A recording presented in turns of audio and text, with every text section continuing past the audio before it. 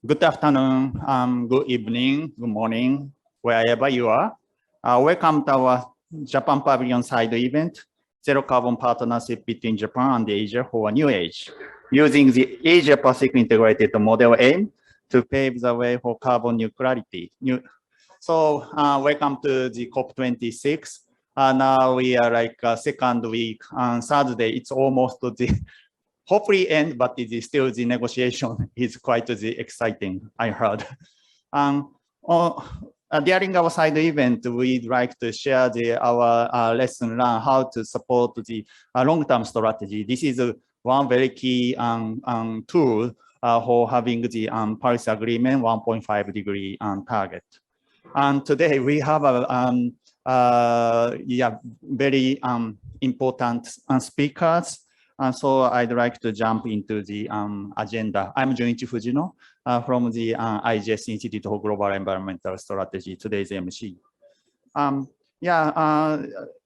the program, we will have welcome remarks by the Mr. Shoda Yutaka, Vice Minister, but he is on his business. So I'd like to first invite keynote speech by His Excellency Dato' Lim Jok Hoi, Secretary General of the ASEAN, regarding the ASEAN State of Climate Change report and forward-looking perspective toward carbon neutrality. So please share the video from Tokyo side, and then let's watch his message.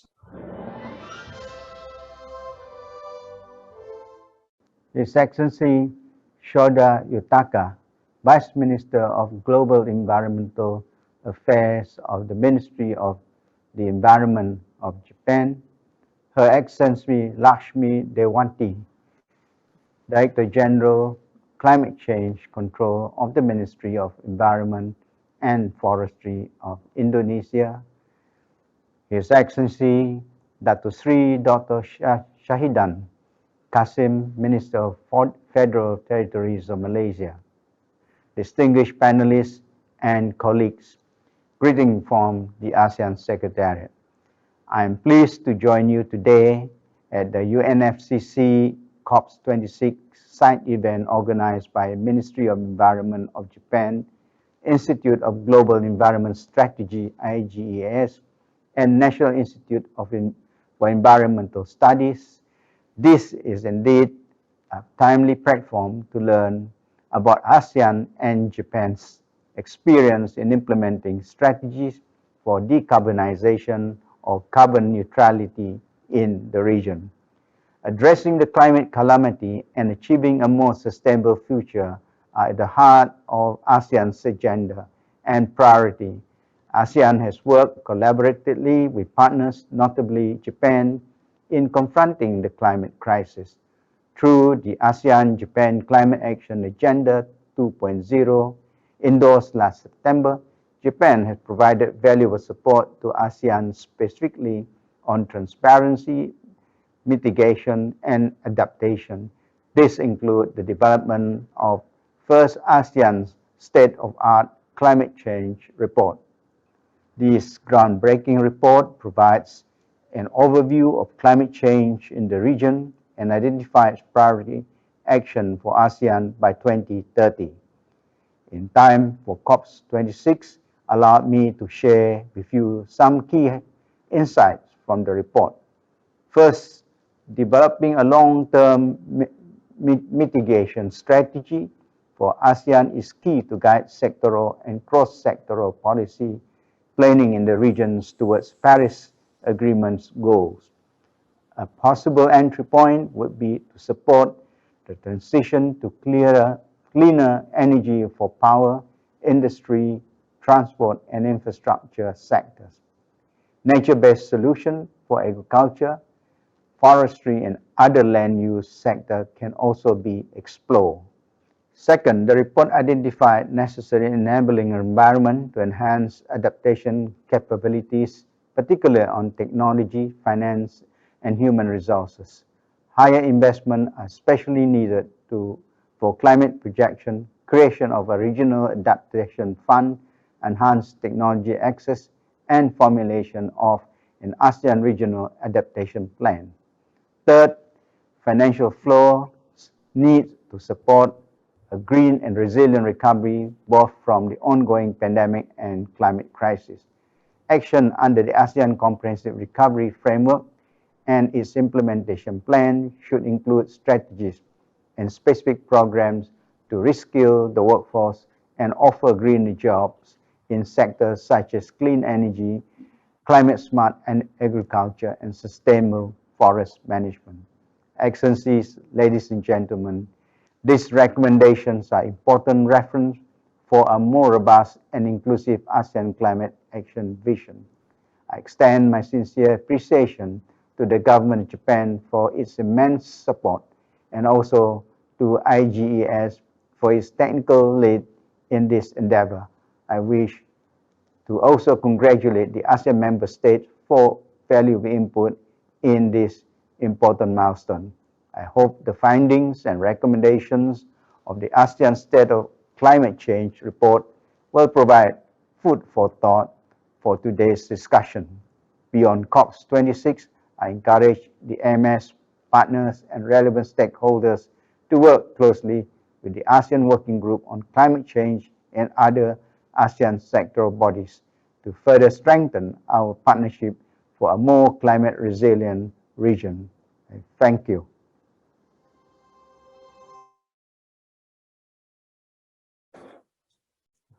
Thank you very much, His Excellency Dr. Lim Jok Hoi, for having the very important message. And then this is a past report by the ASEAN Secretariat to share the climate change action toward 2050. It's a kind of landmark report, and then I just is quite happy to contribute to develop this report for this opportunity, COP26. I also would like to share the one information that is the ASEAN Secretariat and the IGES side support to develop video to learn about what is the ASEAN State of the Climate Change report, and also the meaning of this report for the ASEAN or for the world. So please visit our website, and then now today it is a launching day for this video. So then yeah, if you kindly join me to having the big applause, because many staff working very hard to develop this video and also this report. So thank you very much. This is a launching. Thank you so much. Okay, then next I'd like to invite Mrs.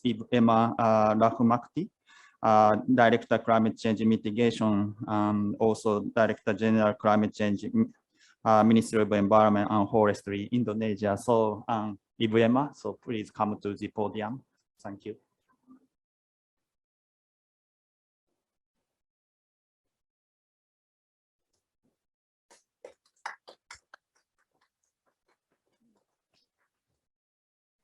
Thank you very much.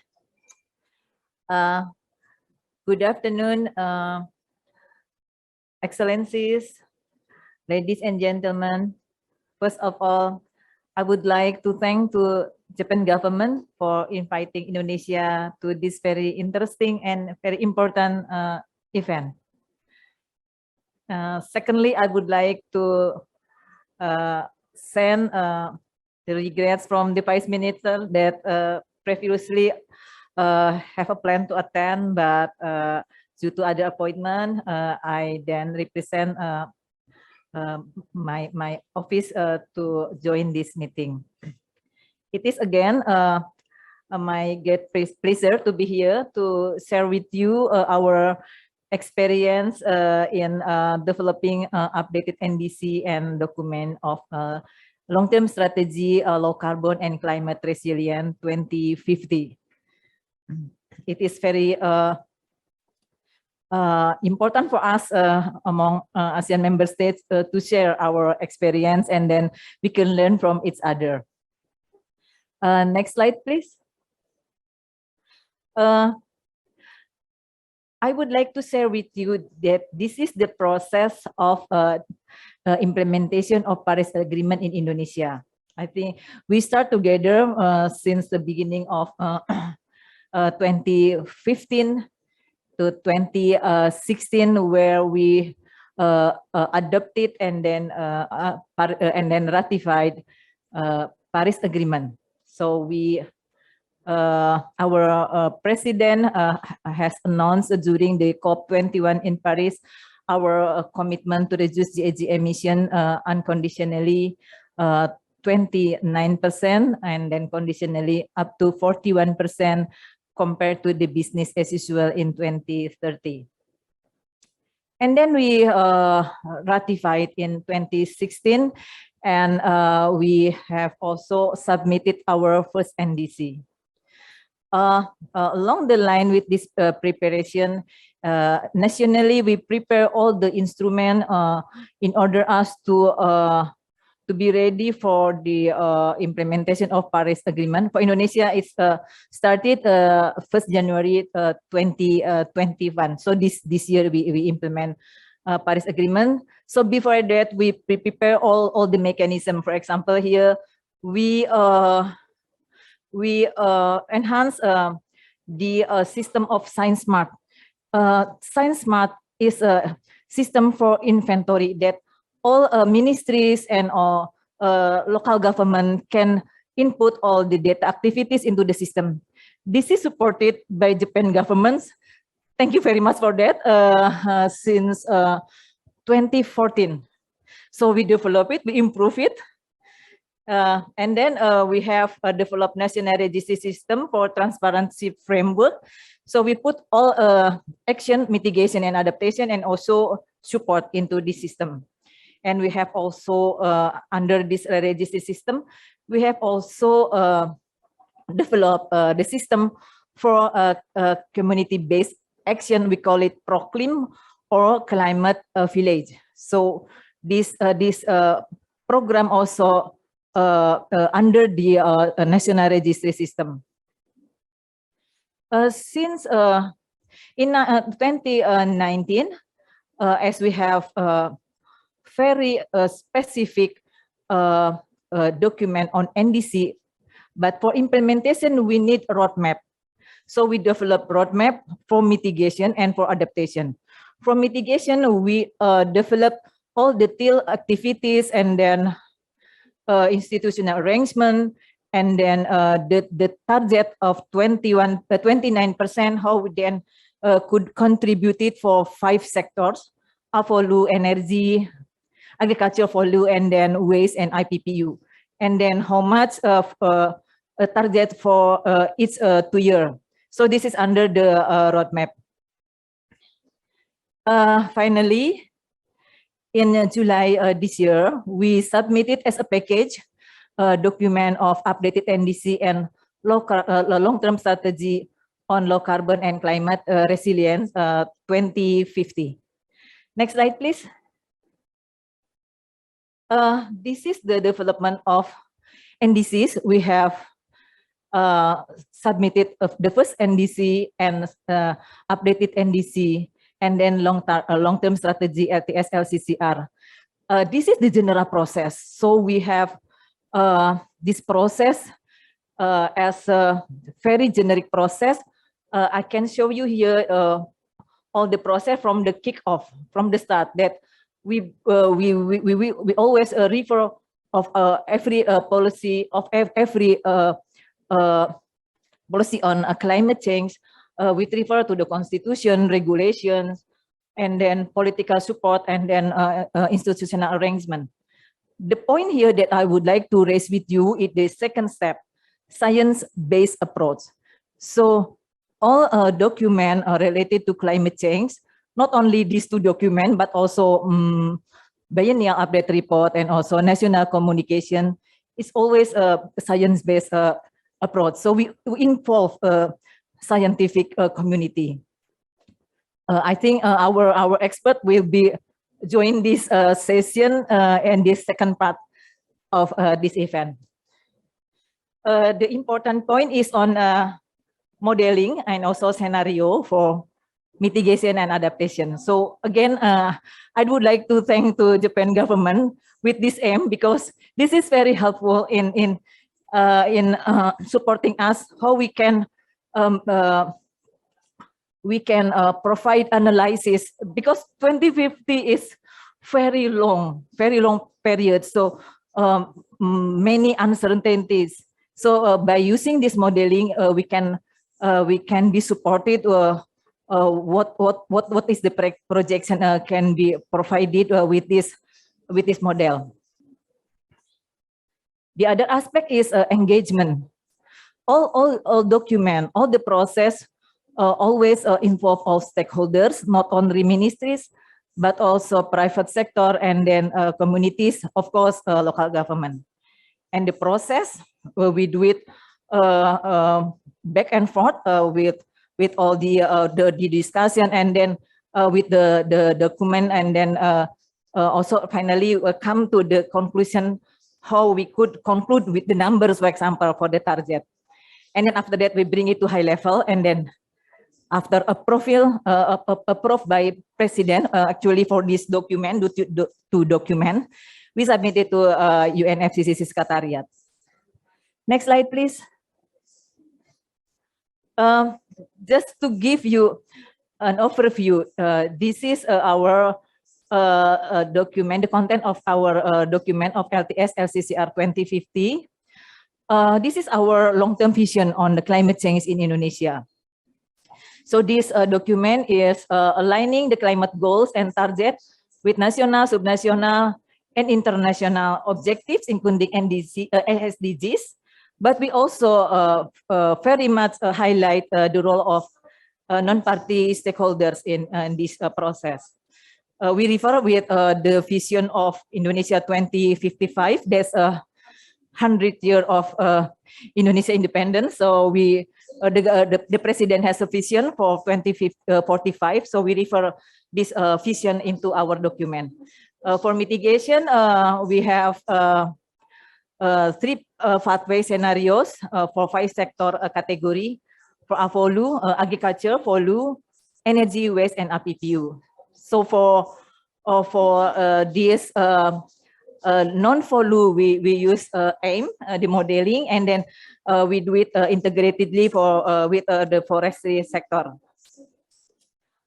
These 3 scenarios, CPOS is the scenario that we are using in our NDC, the current NDC. And then our target is by using this LCCP, low carbon scenario compatible with Paris Agreement target. So this scenario is in line with 1.5 degree Celsius. And this is on adaptation. Next slide, please.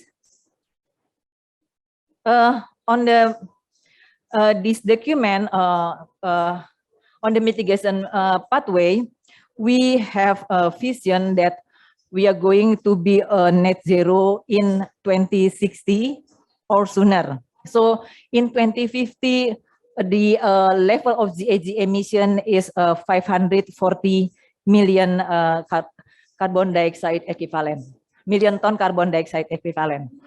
The important element for achieving this target is that forestry and land use has to be net sink since 2030. If we cannot achieve this net sink target, so it is very difficult to achieve net zero in 2060. So forestry sector and then energy sector have a very important role in order Indonesia to achieve net zero emission by 2060. So under this LCCP scenario, Indonesia need to significantly reduce emission from energy to close to zero and increase removal in forestry and land uses. Of course, this is a very huge task for all stakeholders in Indonesia. And adaptation pathway, we have the target also related with GDP. Next slide, please. On how we could bridging science and policy making. Of course, we use scenario and modeling in mitigation and adaptation, and in this document. And we of course by having conditional and conditional target, we refer to this science and policy making process. And then the other one important point is the engagement of stakeholders in having this process fully involved and then inclusive engagement with all stakeholders. I think this is my last slide.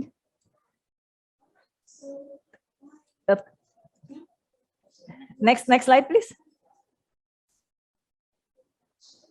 I think this is my last slide. Thank you very much. Thank you very much, Ibu Emma, to sharing the very detailed process and then how to use kind of AI and modeling for having your long-term strategy and also NDC. Okay, then now I would like to invite keynote remarks from Malaysia. His Excellency Dato Seri Shahidan Kashim, Minister of Federal Territories Malaysia. So please share his video. Thank you so much. Bismillahirrahmanirrahim. Alhamdulillahirabbil alamin. Wassalatu wassalamu ala asyrafil anbiya'i wal mursalin.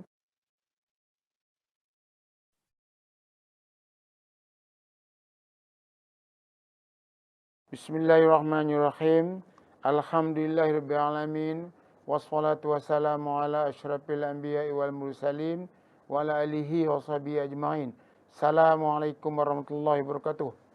Honorable Ministers, distinguished speakers, delegates, ladies and gentlemen.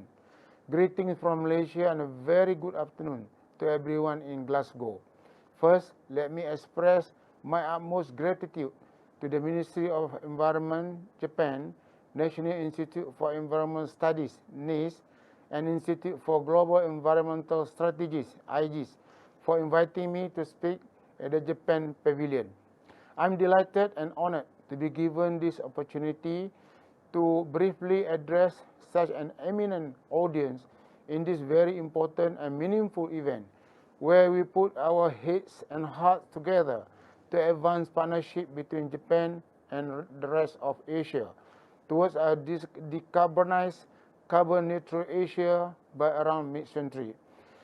Further, we would like to strengthen the vision of Keluarga Malaysia, which means the Malaysian family, under the flagship of our beloved Prime Minister, Datuk Seri Ismail Sabri.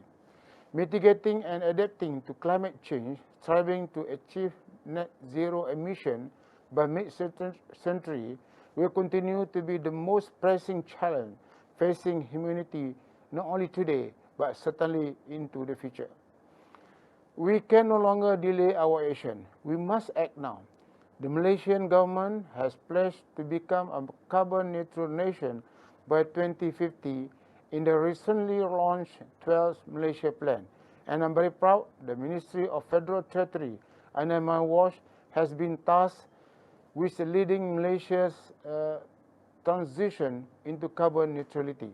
This is a task which I take very seriously. Ladies and gentlemen, cities play the most important role towards achieving carbon neutrality.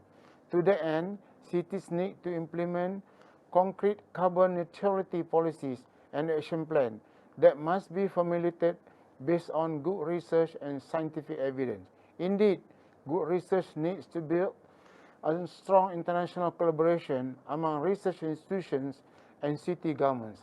It is heartening to see that both sign to action, S2A, and collaboration are strongly demonstrated here through the Asia-Pacific Integrated Model, or AIM, project. A successful demonstration of city-to-city collaboration supported by good research is the ongoing Tokyo to Kuala Lumpur Low Carbon System project. This project, which started in 2019, involved two ASEAN capital cities collaborating toward becoming net zero carbon cities by 2050. Supporting the two-way collaboration between Kuala Lumpur and Tokyo, involving the Kuala Lumpur City Hall and Tokyo Metropolitan Government, are the Institute for Global Environmental Strategies, IGS, Japan, the Sustainable Energy Development Authority, SEDA, Malaysia, and University of Technology Malaysia, UTM, Low Carbon Asia Research Center. As Minister of Federal Territory, I'm the most delighted to see the Federal Territory of Kuala Lumpur, led by Mayor Datuk Seri Mahadi Chetngah, who will be speaking shortly, leading the way towards becoming a carbon neutral city by 2050. Malaysia is delighted to share the significant progress made in implementing the low carbon and carbon neutrality agenda using the AIM and S2A approach in Kuala Lumpur, the perfect model of fast-growing cities in Asia. Permit me to extend my deepest appreciation to all the partners involved, NIES, IGES, and Tokyo Metropolitan Government, Japan, and on my home front, the Kuala Lumpur City Hall and University Technology Malaysia Low Carbon Asia Research Center for the great collaborations that resulted in the baseline modeling for Kuala Lumpur Low Carbon Society Blueprint 2030 and the Kuala Lumpur Carbon Neutrality 2050 pathway. And I extend my greatest appreciation to the Ministry of Environment, Japan, for making this Tokyo to Kuala Lumpur low carbon system city-to-city collaboration possible. I hope such science-based collaboration and partnership in climate action with sustainable support from developed economies will grow strength to strength towards a carbon neutral Asia, hopefully around mid-century. Thank you. Assalamualaikum warahmatullahi wabarakatuh.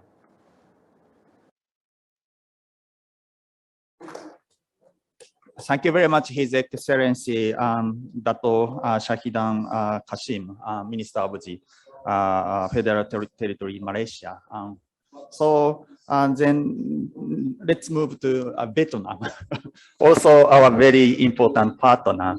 I'd like to invite the Dr. Phan Van Tan, Deputy Director General, Department of Meteorology, Hydrology, and Climate Change, Ministry of Natural Resources and Environment, Vietnam. So please come to the podium.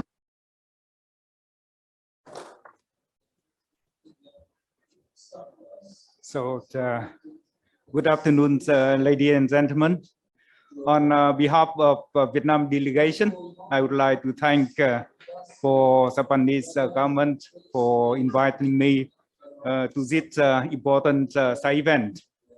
As you may know that the government of Vietnam, we already submitted our NDC to UNFCCC in September 2020. And not like Indonesia, we haven't submit the long-term strategy to UNFCCC yet. But after submission of our NDC, we are requested to develop the long-term strategy. And the same situation with Indonesia, we also see that 2050 is a very long time with a lot of uncertainty. So that's why the government of Vietnam requests us to make it very carefully calculation. So we approach our development partners to ask for help. So we started our process of development of our long-term strategy in January 2021. The work supported to be completed before COP26, but you may know that we have not submitted the long-term strategy. I will tell you why later on. But when we get this task, we see that is very difficult for us.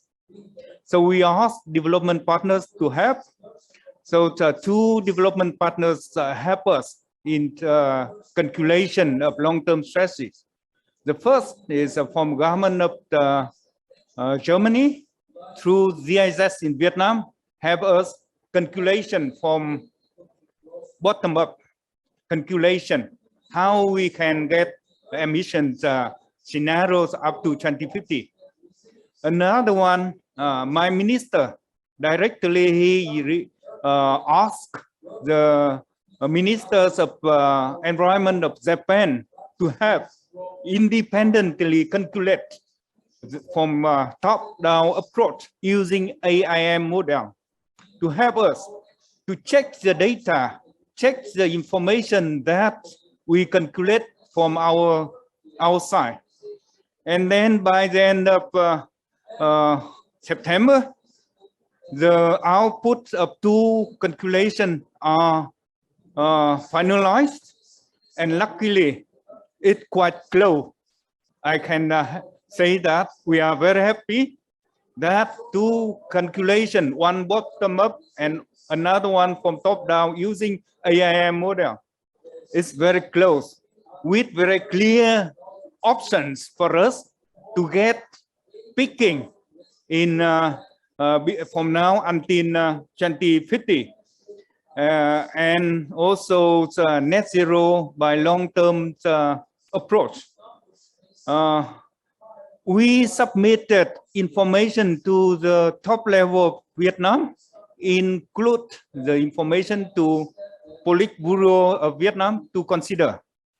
And then the Vietnam say that our commitment is not strong enough. So they request us to do more. So that's why we have not completed our work as planned before. So, but during that time, the team AIM model have us a lot to calculate so many times, because requirement of Vietnam is sees what level we can approach, we can do. So they request us to do so many times. And then the team, expert team from Japan, help us very much on that. And for the information, most of information and calculation from AIM team and also from DSS team, we report to higher level. And then using the two set of data to help us to finalize the final decision that Vietnam should go to net zero by 2050. The Prime Minister of Vietnam announced on the 1st of November. So with that commitment, we now still need you to help us to calculate how we can get to that level, and then how to do that, of course. And then by this occasion, I would like to thank the team from the Japan, and then ministries of the environment of Japan, and the government of Japan for help us many things. I can say for days for helping the Japan to Vietnam in terms of climate change. But this time I only mention about the AIM model. So continue helping us, and then go with us for the very important journal to get net zero by 2050. Thank you very much.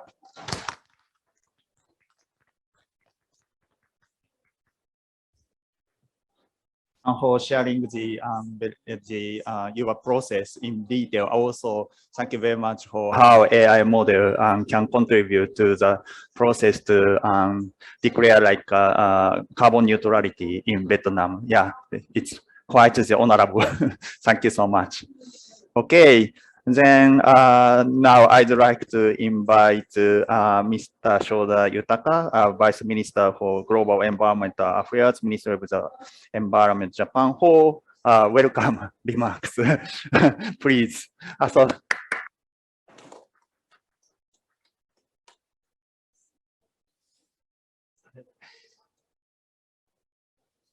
Good afternoon, everyone. Sorry to be late. Thank you for coming today to the Japan Pavilion Side Event. I would like to say a few introductory words on behalf of the Ministry of the Environment. In light of the growing importance of Asia in terms of global climate policy, the government of Japan, together with other Asian countries, has promoted science-based policy making since the 1980s. The Asia-Pacific Integrated Assessment Model, AIM, is one important tool for this purpose. Through AIM, Japan has worked hand in hand with researchers and policymakers in the region. The Ministry of the Environment and the AIM project team provide technical support for developing long-term strategies in several countries in the Asian region. For example, Indonesia's long-term strategy for low carbon and climate resilience 2050, a document that has been submitted to the UNFCCC, featured analysis based on AIM outputs. We are also collaborating with Vietnam since last year. In addition to providing technical support at a national level, we have supported the development of strategies for carbon neutrality in some Asian cities, such as Kuala Lumpur, Jakarta, West Java, and Haiphong, to name a few. AIM is playing an important role in helping these cities implement ambitious strategies. Going forward, if given the opportunity, we hope to further expand this project to other countries and cities. On this occasion, please allow me to express my sincere congratulations to the Asian community and the JIFE management team, which commissioned to IGES for the successful launch of the Asian State of Climate Change report issued on 7th October. This is the first official report by ASEAN on the overall status and outlook of climate change that covers the entire Asian region.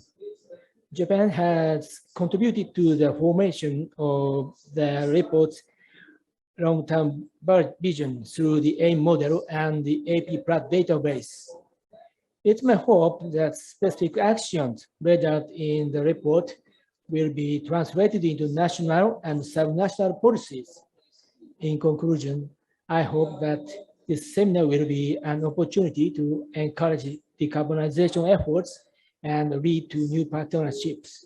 Thank you very much for your kind attention.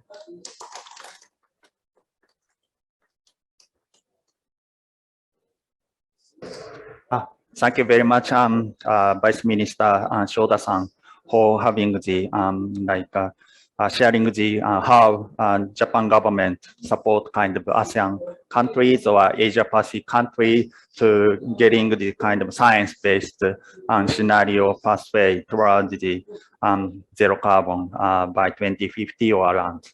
Okay, so then now let's move to the photo session.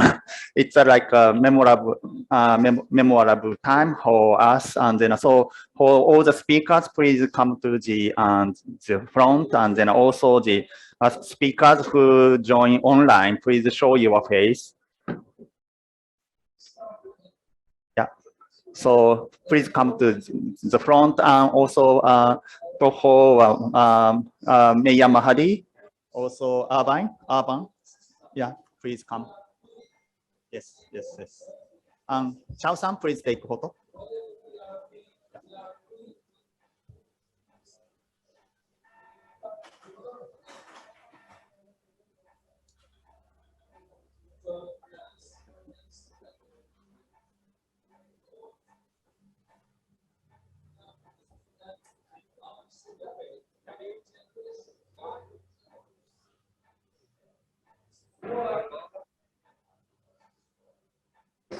And also the from Jakarta. So today it's a time to launch your new report. So then, yeah. So yeah, a model. So please share to launch the this report to launch. Yes, data ばっかりなんです。Using a model. Congratulations.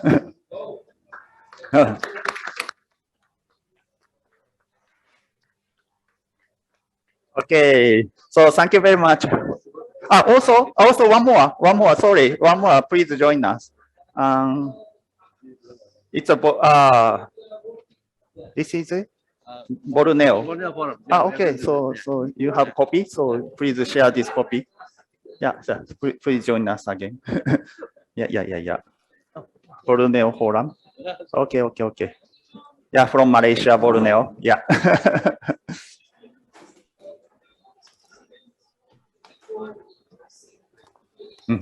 Okay, so thank you very much. Thank you.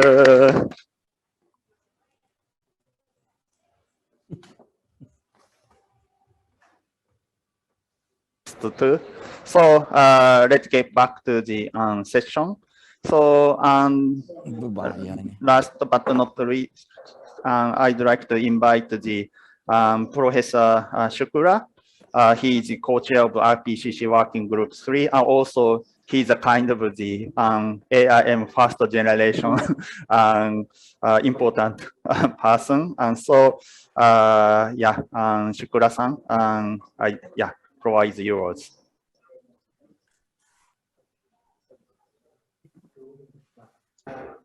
I would like to thank National Institute for Environmental Studies, NIS, Japan, for inviting me to present at COP26 Japan Pavilion. This presentation is focused on the contribution of the Asia-Pacific Integrated Model AIM for long-term strategy, LTS. Over 3 decades, Asia-Pacific Integrated Model has emerged as a key platform for climate change modeling and policy assessment in the Asia-Pacific region. I have been part of AIM policy modeling community since its inception 3 decades ago. AIM is a global computer simulation model developed by NIS Japan. The model is successfully used to assess global and regional emission scenarios, related impact assessments, and mitigation strategies. An important feature of the AIM is to provide assessment at both global and regional levels. National modeling and assessment community uses AIM to delineate long-term strategy. Countries can downscale the scenario assessments to assist policymakers at local levels. AIM modeling assessment has received high degree of acceptance. For example, use of IPCC's SSP3 marker scenario, illustrating a particular narrative. Many environmental studies could benefit from the meaningful insights available from the large-scale land use change resulting in SSP3. National and sub-national policymakers also benefit from modeling assessment. The framework helps countries to align their strategies to meet sustainable development goals and the Paris Agreement. This informs global and national policymakers to delineate their long-term strategies, LTS and Ndcs. I wish to thank NIS for supporting and building a vibrant modeling community in Asia and engaging with the global modeling teams. This is a unique contribution to informing issues of climate change and sustainable development in global, national, and local context. I thank you again, National Institute of Environmental Studies, Japan, for this opportunity. Thank you very much. Yeah, thank you very much, Professor Shukura, for sending you a very strong message by video. Yeah, it's quite honorable, and then we are in the good science group AIM team. Okay, then I would like to move to the part 2 of this side event. So then I'd like to invite the speakers on site to the panel. So Prof. 4, yeah. And then Dato Seri Mahadi, please. And also Mr. Aban from Jakarta. Yeah, thank you very much. I may take seat here, so then please. Sorry, one by one. So Aban, please. Yeah, thank you. Okay, then now I quickly share the my part, the framing presentation. So please show my slide. Thank you very much. Yeah, about the AIM model, it has a history around 30 years, and then I'd like to share the latest activity. So next slide, please. As the Vice Minister Shoda already mentioned, AIM model support work together with several countries in Asia Pacific, also like subnational level, city level, including the Jakarta and then Kuala Lumpur city. Next slide, please.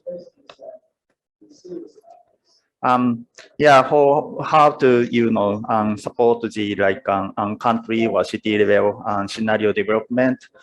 We conduct kind of capacity building, training workshop, or technical support, or science policy dialogue, including the LoCaNet, Low Carbon Asia Research Network, or also AIM international workshop. Next slide, please. This is some detail of the how AIM team MOEJ work together with the Vietnam Monday. Dr. Tan already mentioned some details, so then I may skip, but we prepare this process from the last year, February. Next slide, please. Then we apply the several model, EXSS model or end use or CGE, and then having policy dialogue. Several times by online. It's sometimes good to have online to have kind of frequent meeting like KL, Tokyo, UTM. Yeah. Then we finally develop the scenario for Vietnam. Next slide, please. This is just the kickoff, and then let's listen to some more detail of how the scientists contribute to develop kind of long-term strategy. So first, I'd like to invite the Dr. Masui Toshihiko. He's the head of Social System Division, and then NIS, and then he is the leader of the AIM team. So Masui-san, over to you. Thank you, Fujino-san. Can you hear me? Yes. Okay. First of all, yeah, good evening and good afternoon. My name is Toshihiko Masui. I belong to National Institute for Environmental Studies. On behalf of AIM team, I will explain about the framework of the AIM. So as Fujino-san mentioned, we have very long history, and we collaborate the Asian countries like this, and we also exchange the information among these countries. And we have the AIM International Workshop every year. So in this year, we have already finished on September 30 and October 1st. And so about the detailed information, please visit our website. So all the information about the model and the previous workshop. So please visit our website. And this slide shows the NDC and long-term strategies of some Asian countries. So many countries have already submitted the NDC and the NTS, but as you may know, that to achieve the 1.5 degree target, our present the goal, the target is not enough. So we may need more ambitious target and more strong or the concrete roadmap. So in order to support such kind of the activity, we developed the integrated assessment model named AIM, Asia Pacific Integrated Model. But Asian countries is quite diverse, so we need to customize our model to meet each country's situation. So so that is why we collaborate with the Asian countries and the Asian Research Institute. This is the very rough structure how to support the AIM team support to the partners countries. So AIM team supports the research institute in each country, and this the institute support the government to prepare the NDCs or long-term strategies. And also the MOEJ and JICA, so this policy side also support to develop the NDCs and the NTS. So directly and indirectly we support the the Asian partners countries, the long-term strategies and the NDC. And this is the process of the how to develop the long-term strategies and scenarios for roadmap. Due to the time constraints, I'd like to skip. But yeah, I'd like to strengthen that this process needs quite long time. So the we need the long-term the collaboration among the Asian countries. And in order to develop the roadmap and scenarios toward the decarbonized society, basically we utilize three kinds of models. One is an extended snapshot tool to assess the goal of the our future. And the second one is an AIM end-use model to show the technology roadmap to achieve the decarbonized society. And the last one is the AIM CG model to assess the macroeconomic impact to achieve the decarbonized society. So by combining these three models and results, we show the actions and roadmap to achieve the decarbonized society.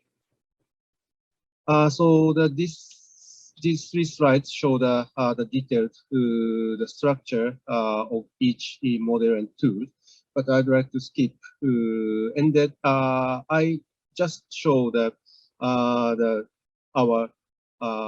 typical results. These slides show the Thailand SAD communications. In the case of Thailand, Professor Bundit simulated by using the AIM end-use model and the CG model. And also for Thailand, last month, Thailand submitted their long-term strategy. And in this, the Thailand long-term strategies, the Professor Pundit supported the government by using the AIM end-use model and CG. And in the case of Indonesia, so at the first part, the Indonesian government has already submitted the long-term strategies. And to develop the long-term strategies, Professor Rizaldi Boer and Professor Uchok, ITB, is supported by using our model. And in the case of Vietnam, as Dr. Tang has already mentioned, we had the collaboration between Japan and Vietnam, and we support this kind of activity. Okay, so this is my last slide. We'd like to communicate the Asian countries to realize the decarbonized society together. For that purpose, the long-term collaboration is quite important for this activity. And the AIM team will strongly support this activity. That's all. Thank you very much for your attention. Thank you very much, Masai-san, for sharing the methodology, also the importance of longer collaboration for having longer term strategy. Thank you so much from Japan. It's a midnight time. Okay, then next I'd like to invite Professor Bundit Rim from the SIIT Thammasat University, Thailand, regarding the Thailand LTS. So over to you. Thank you, Dr. Fortino. Good afternoon, Excellency, ladies and gentlemen. Good, I think midnight already for Dr. Matsui in Japan. And good morning for online participant in America. For Thailand, I should start my slide first. First, we have to thank Ndcs and IJS for supporting AIM modeling in Asia, not only in Thailand. For MOEJ and MCGE, Dr. Masui already mentioned. Yeah, I will not go in detail because it's too technical. In Thailand, in the long-term strategy that government just submit, I think, before the COP meeting on the 30th of October, we employ MNU for technology selection, and we use MCGE for assessment of economic impact, especially what GDP and welfare laws, for example. Here the process that you can find from Thailand long-term strategy that already appear in website of UNFCCC. This is the process that we did. First, we employ pre-2050 policy measure and including all available technology that we expect before 2050 in all sectors. In this time, we analyze GHG mitigation according to IPC sector. That means energy, IPPU, waste, and agriculture sector. That means afro sector. And then we use aim and use for technology selection. After that, we use MCGE for assessment of economic impact. This is the government process that the process I think already appear in figure 3.1 of Thailand LTS. We involve here in the process of working group and national consultation, as Dr. Masui mentioned, because we are research institute. So government set up the working group in energy sector, transport, IPPU, agriculture, waste, LULUCF, and socio-economic. Also, government set up national consultation. So we have several meetings in the past 1 year before coming to the final version of Thailand long-term strategy. After that, ONEP as a focal point, they have their own process, such as the subcommittee like for approval until national climate change committee. And finally, last month, Thailand cabinet already approved this report, and ONEP as focal point submit to UNFCCC on 30th of October. Here are the results. We analyze the pathway of 1.5 degree, IPC 1.5, and also 2 degree, and we find that for Thailand, the pathway of the 2 degree is possible, and we can achieve net zero greenhouse gas emission within the second half of this century. But for the pathway of 1.5, it's very difficult to make it net zero greenhouse gas by 2050. We prepare all analysis and conclusion recommendation to the government. You can see that finally, Ministry of Energy Thailand asked us to revise. Okay, that means ask ONEP as focal point to include some advanced technology and high emission level of GHG mitigation. Finally, we found that for the case of Thailand, we could achieve carbon neutrality. That means if we consider only CO2 emission by 2065, and then all of the information already appear in Thailand long-term strategy report. Until the COP start last week, the Prime Minister of Thailand already mentioned about the higher ambition target.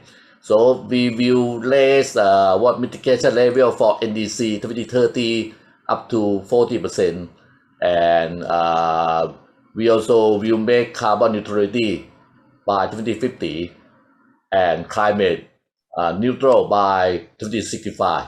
Of course, all of these still need the roadmap and the support from international.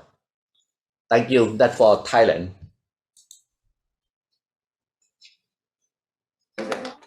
Thank you very much, Professor Bunditrim, for your great support for the Thailand government and then providing the scientific evidence based on AI modeling. So thank you so much. Open Cup.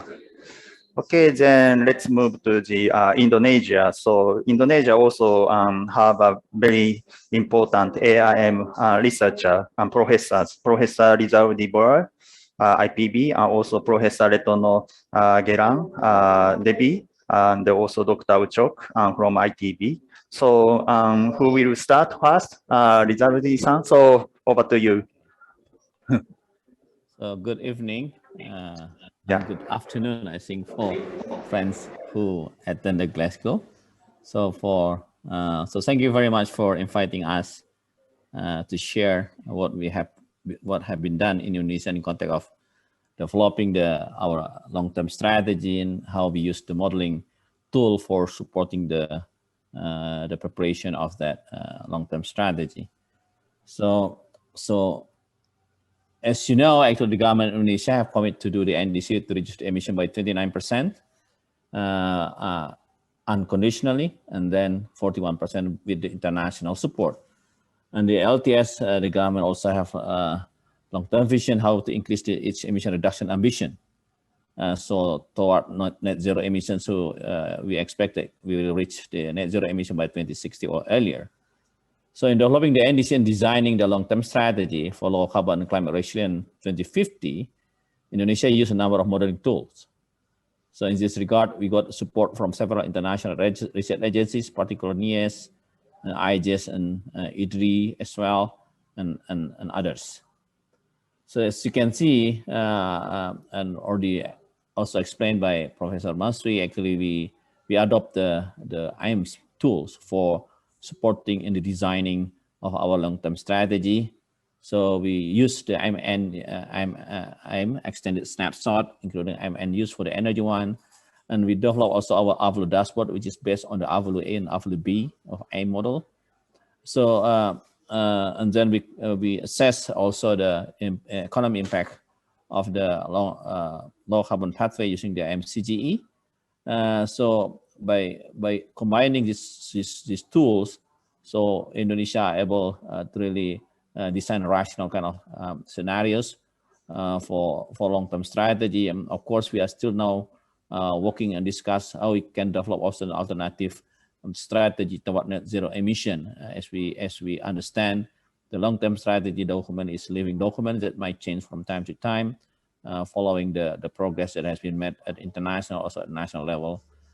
So we still really need to get support from the international team who work on the modeling, especially from the Japan, who already use the IM models. So we have done the analysis for using this tool. And then in the context of AVLO dashboard in designing the long-term strategy, as I already mentioned, so Indonesia used the develop this model based on the IM AVLO A, is land use model, where AVLO B, it is a model to assess the mitigation option. It's like the end use for the energy. So Indonesia actually have been involved in developing of the AVLO A and AVLO B a while ago with the expert from Ndcs. I think it started in 2012. So this actually develop our capacity, how actually we can develop also our AVLO model, taking into account, of course, the national condition, and that's actually make our modeling actually flexible in terms of accommodating the change and the policies at the national level. So you can see here in the figures how actually we develop our AVLO dashboard, which is quite similar to the model that has been designed by the IM team before. So the result of our analysis, as you can see here, so we develop using the tools, two scenarios in the context of land use change and forestry, country policy scenarios, and deep decarbonization scenarios, which is compatible with Paris. So this tool actually help us to find what actually the management choices and strategy and policy that need to be taking place, how actually we can really meet and achieve the net zero emission. In the context of Avalu, we are trying to twist the status of the emission of the Falu sector at present to become net sink by 2030, and we expect the size of the sinks will continue to increase until 2050, and that's why this sector will play a very important role to offset some of the emission come from the energy sector, for example. So you can see from the analysis. So the tool also help us how actually we can really design kind of scenarios and assumption to ensure that actually the deforestation can be reduced significantly. So of course the tool help us to identify and develop kind of assumption scenarios. So in the context of agriculture, for example, to reduce the demand for land to the future, actually we develop a consumption and lead also to help what are the conditions that should be in place to achieve this goal. So in the context of improving the crop productivity and cropping intensity, it is very important to understand how actually we can already modernize the agricultural system in order to increase the productivity, including the adoption of the technology, including also the financial assets and labor productivity. So in the context of increasing the land use efficiencies, I think it's very important how actually Indonesia also implement the integrated farming system, including the optimizing the use of unproductive land. So the two are really able to design a number of scenarios how actually we can reduce the demand for land in the future to avoid the conversion of our natural forests, including also the impact of reducing food loss and food waste in terms of increasing or reducing the threat of conversion. So in the context of the assessment, the impact of the long-term strategy on the economic, so as we mentioned, actually we adopt also IMCGE, so we can evaluate the impact of its scenarios. So it's quite clear actually from the modeling tools and the exercise that we have, actually the Indonesia still can keep the positive economic growth by about 5% per year for the three scenarios, even though there is a insignificant loss of the economy because of the implementation of deep decarbonization scenario. However, with inclusion of co-benefit, so we expect that probably the economic implication of deep decarbonization will be more positive. So from this exercise, so we learned that actually it is quite important how actually we can also develop our capacity in terms of evaluating the impact of the implementation of deep decarbonization scenario development in related to the co-benefit that can be created from that. So as an epilogue for this, so we feel that I'm contribute quite a lot in the process of developing the long-term strategy. As during this process, we also get support in developing our capacity, and also Indonesian team receive a number of technical capacity and training before, and also in providing support in designing the low carbon scenario development as well. And I think in some part we also get the support in designing the policy dialogue in the process of designing the low carbon development strategy, including also facilitate exchange of experience and lesson learned from other Asian countries in designing the low carbon scenarios, as ultimately aware that actually we always have a gathering every year to exchange knowledge and lesson learned that we have in the doing the analysis, especially in designing the low carbon scenarios development. So what we expect, as I just mentioned before, that further capacity of using AIM on co-benefit assessment of low carbon development, including also adaptation, is quite important for us, as we know that probably we will need to revise and resubmit again our long-term strategy in the future. I think it is quite crucial how we can strengthen the capacity in the region on the use of the IM modeling tool. So that I would like to end my presentation, and I would like to hand over to Pak Ucho and Bu Kelang to continue. Thank you. Yeah.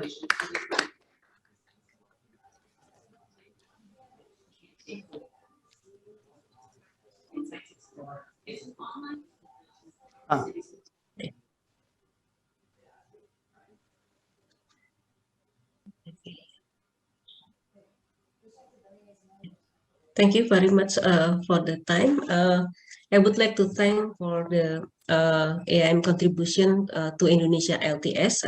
And at the moment, I also want to share the development of LTS for decarbonization in Indonesia energy sector. Government of Indonesia has submitted its updated NDC along with the LTS last July 2021. The document is called LTS LCCR and already presented by Ibu Emma, and also Professor Rizaldi has also mentioned about the contribution of AIM and to LTS in Apollo sector. And the development of LTS was conducted by running several scenarios using AM models and the strategy, mitigation pathway, and adaptation pathway. And the sector is Apollo, energy, IPPU, and waste. In the energy sector, we have a strong support from AIM model, and we acknowledge, appreciate, and thank to NIS for the AIM models development. And what is the contribution for AIM in the development of LTS for decarbonization in Indonesia energy sector, not only for preparing for the national level, but we also now use this model to update for national energy policy. We call this CAN, Kebijakan Energi Nasional. This is under the National Energy Council, but still under preparation. And in the level of ministry, because of there are some of ministry also contribute in this development for the energy sector, because energy is not independently. Then Ministry of Environment and Forestry coordinate for Ministry of Energy, and also and Mineral Research, and also Ministry of Industry. We developed LTS LCCR 2050 that is just released in 2021, and also roadmap for NDC 2030 that is just released that was released in 2019, and now NZE net zero emission is to 2060, still under preparation. And for the subnational, we use this model for developing low carbon development strategy for province level, DKI Jakarta, Bali, and also West Java province. And education and also capacity buildings, we have several master degree thesis and also academic publication, and we also contribute for international publication together with the under commit and also under engage. And also the last we have already we also have a collaboration with the IED in France. Decarbonization in the company level, we also use end-use model for the roadmap of oil and gas, and also nickel and gold mining, and the last is pulp and paper industries. Under the LTS 2050 and NZE 2060 for all sector, Indonesia LTS on the left side, sorry. Yeah, in the left side, we discuss about LTS 2050, but in the NZE net zero emission in 2060, we talk about how to achieve net zero emission, where in energy sector, we still have emission here, that is trade-off with the AFUL, and then the net emission is become zero in 2060. We see that this LCCP picking 5 sector in 2030, with the net zinc sector in AFULU is 2030. And this is there are 3 scenario we use for current policy, that is extended from NDC under the countermeasure 1 is under unconditional scenario, but in the TNS is a transition scenario, that is a between before for scenario for Letono-san, yeah. I'm very much sorry, but you may have another 2-3 minutes. I'm sorry. We need Okay, to yes, finish yeah. our event within 10 minutes, 15 Okay. minutes. So Okay, sorry. yeah. And also decarbonization of energy sector. Yeah. But this is the model that we use, the AX model and also EM end use model. And this is for the model for the snapshot that we use. And this is energy economic model that we use also. And the last, this model is for the end use model. And this is the our contribution for the net zero emission, where the GDP scenario and also for the population growth, we use this for the assumption. And this is gross output, and also this is the GDP, where there is several sectors that we have already projected. And the result of energy production is final energy demand. This is the result until 2060. This is population, GDP per capita compared to the relative to the 2010. And then this is electricity consumption and non-electricity consumption. And we also have energy sector emission by emitting sector under 3 scenario. And this is power generation mix and grid emission. Then we can see that it's a deep decarbonization will decrease carbon footprint of the grid of the network. Yeah. And this is our result and contribution to LTS and LCCR. And this one is for the NDC, roadmap of the NDC. And this is the first that we produced in 2010. Yeah. Then this is the first that we have document for the low carbon society scenario. And this is our contribution for low carbon urban infrastructure investment in Asian city. This is we discuss about DKI Jakarta, and post 2020 climate action. We discuss about the AIM for the CGE model. And this one is Trilogy Indonesia, and this is released by the Ministry of Energy, Environment and Forestry, but we focus on the energy sector together with the Ministry of Energy and Mineral Resource. Yeah. And this is some our publication. This is for I think this is for power sector and support by IJS, NIES, and IIM. And this is DKI Jakarta. And this is long-term strategy for West Java that is interlinked with the SDGs, Sustainable Development Goals. And also this one is for Bali because of we have program for Bali renewable-based power plant development toward Bali green and independent electricity supply. And this is some our publication for poster, and this one is also for power sector. Okay, thank you very much. Thank you very much, Retono-san, also Uchok-san, for having the great effort to having scenario, long-term scenario for the Jakarta, Indonesia, also the cities, including Jakarta. So now I'd like to invite Mr. Urban Purungan, climate envoy from the Jakarta. So floor is yours. Yeah, I'm gonna try to speak. Yeah, using the mic. Yeah, thank you. Yeah. I'm gonna try to very brief, Fujio-san.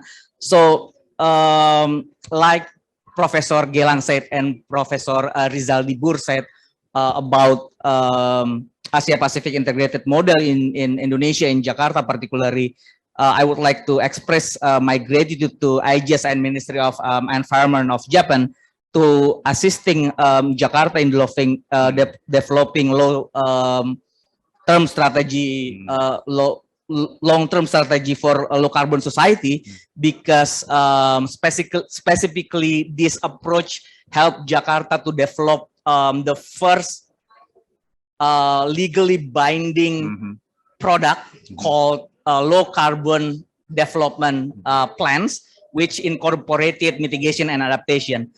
It really helps by Professor Bur and Professor Gelang, where they are work collaboratively in helping Jakarta to develop this strategy. However, it's really help us to facilitate and things beyond administrative boundaries because it's long term and climate change have no boundaries. So this approach help us to think beyond boundaries and like we said, a butterfly wings move in Glasgow, the effect will be also happen in Jakarta, right? So this approach help us to think globally but act locally to reduce emission and also increasing our adaptive capacities in city context. However, there is burdens and challenge where we also have like support from C40 and there are two different tools and it's not really compatible with each other. So I think our take on this, I think it will be better if we can develop a very specific and comprehensive tools globally, which we can contextualize in national level usage. And then finally, I think we already have the plans. Now the challenge is how to implement it, how to achieve it. And I think IGS and Ministry of Environment of Japan will be in a very good place to facilitate collaboration between Jakarta, Kuala Lumpur, city in Thailand, and Japan to collaborate to implement this strategy and implementation. And also I invite if we can like connecting business sector in Jakarta and business sector in Japan, Kuala Lumpur and in Thailand to work together to achieve this implementation and strategy. Thank you very much, Fujisan. Thank you very much, Avan-san, for sharing the quite the kind of frontline kind of the idea on how to implement and then how we have the good collaboration among the cities or the subnational, also national level, international. So thank you. Then now I'd like to invite the Kuala Lumpur city.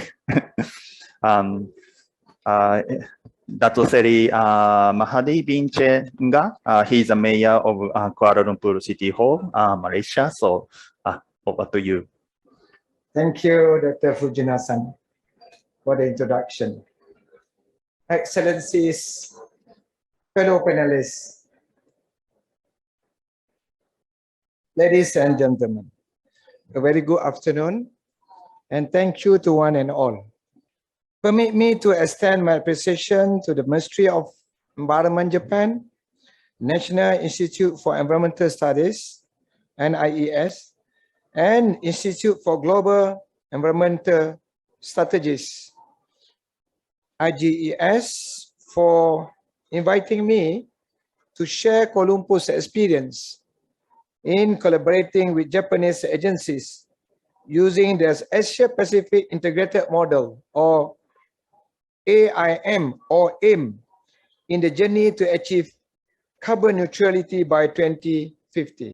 Ladies and gentlemen, this afternoon, my presentation will follow the following structure.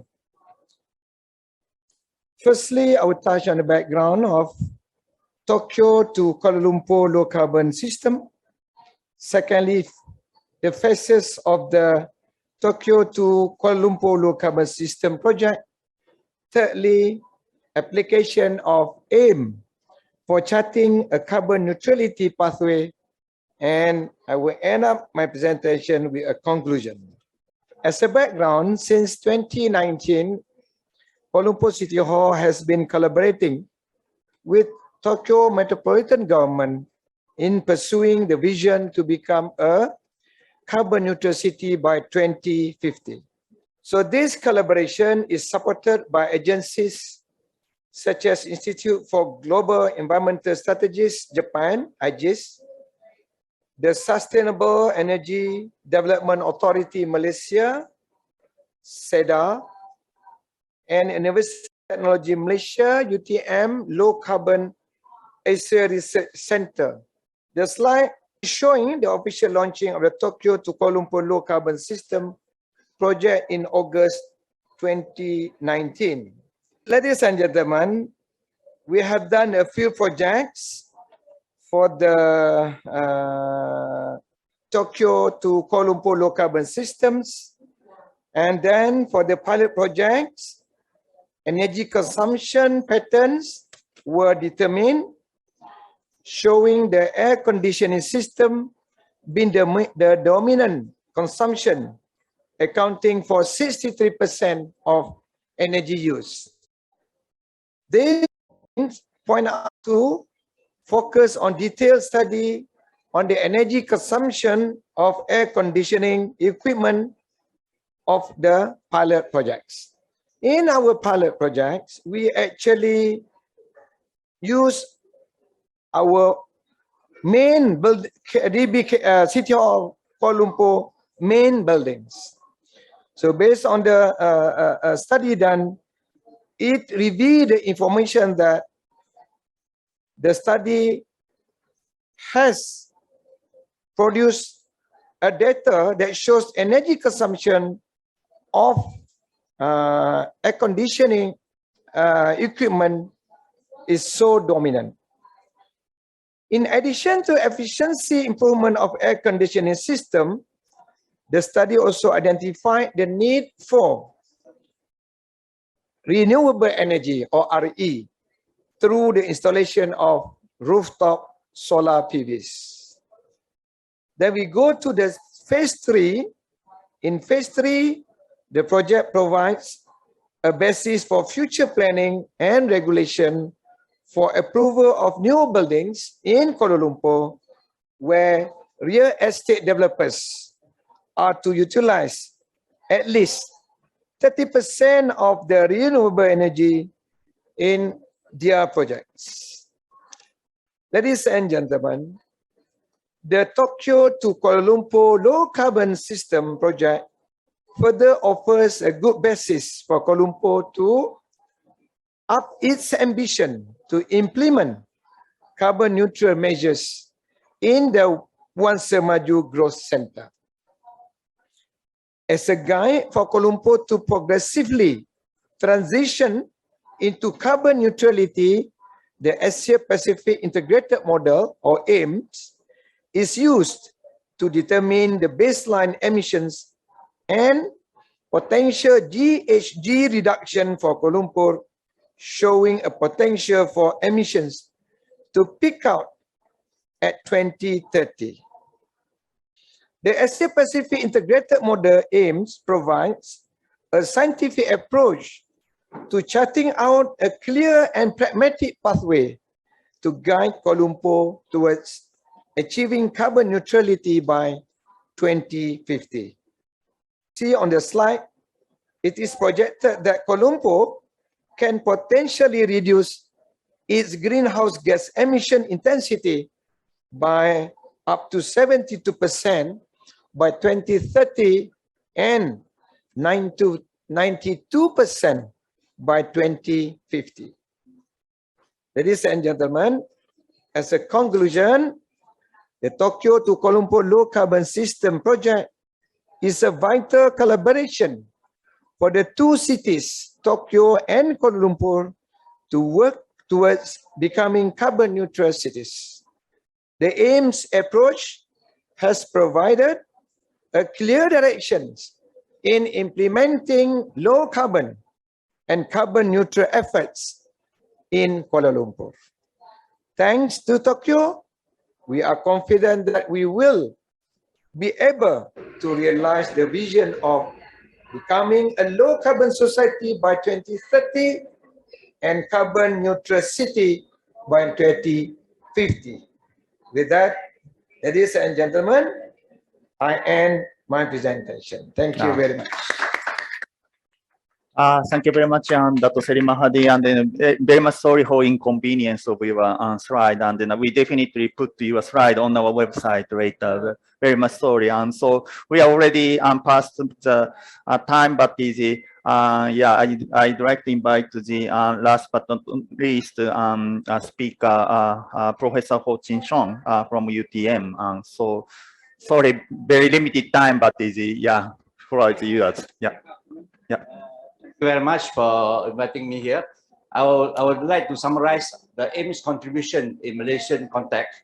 You can see the map of Malaysia shows that we have so many cities there, and AIMS model have been used as a baseline modeling for our projection to understand what will be the target setting, 1. 2, and then from the target setting, we also do the plan action using the AIMS ESSS model.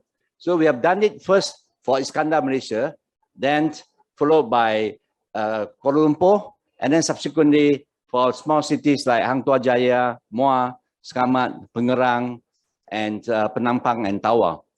And the latest project that we are trying to do now will be on Borneo Forum 2021. So this is one of the work that we are exploring the use of AIMS model. Next slide, please. Okay, this is science to action. Next, please. Okay, these are some of the output that we have done with the help of AIMS model. You can see that actually Kuala Lumpur is one of the important case and one of the most biggest city in Malaysia.